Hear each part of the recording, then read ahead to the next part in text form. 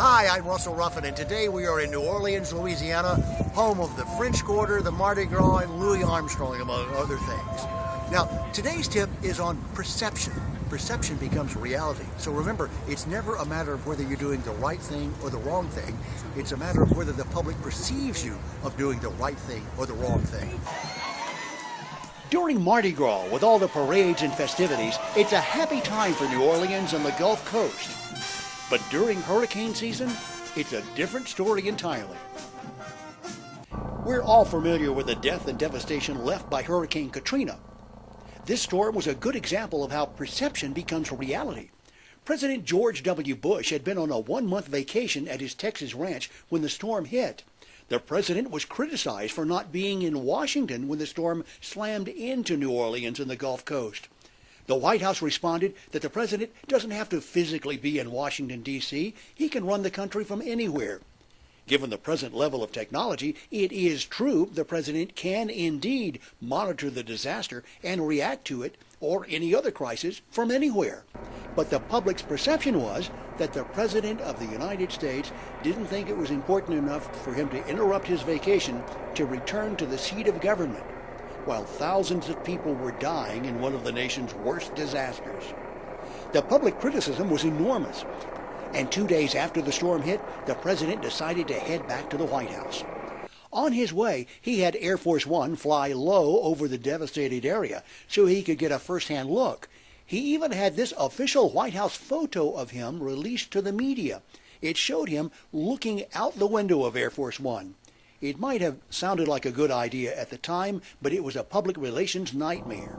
With hundreds of people still stranded on rooftops in New Orleans, a photograph of the president flying overhead made George Bush appear distant and removed. And to make matters worse, when the president arrived in Washington, he was carrying his dog.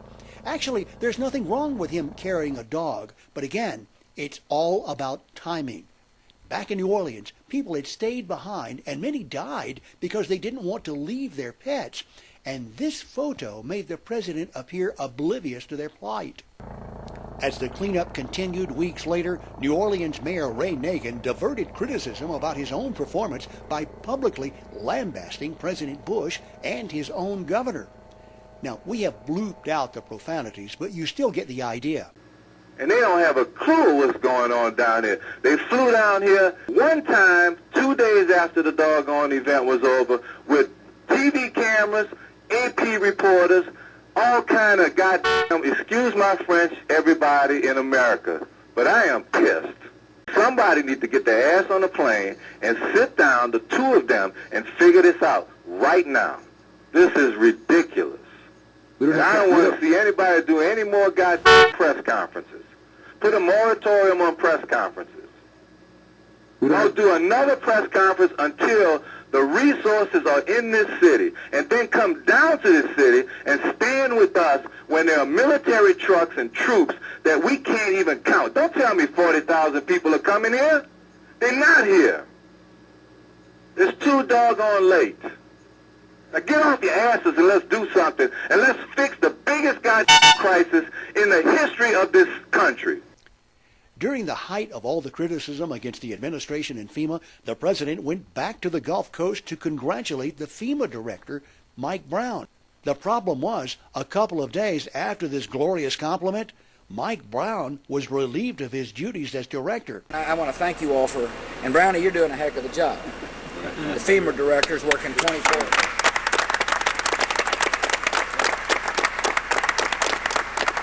They're working 24 hours a day.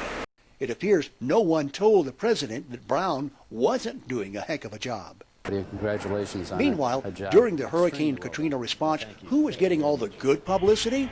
The United States Coast Guard. Why? Because they actually shot video of their rooftop rescues and turned that video over to the media. The media enthusiastically ran as much of the video as they could get their hands on because it made for great television. The lesson here is, you and your agency probably work hard all the time, but the public's perception may be something else entirely. So, every chance you get, you need to blow your own horn. If there's a way you can visualize what a good job you are doing for the public, do it. Remember, it's not enough just to do a good job. You have to let the public know you are doing a good job. I'm Russell Ruffin, coming to you from New Orleans today. Next time, join us in Palm Springs, California, where we'll show you how one agency is projecting a positive image to their community.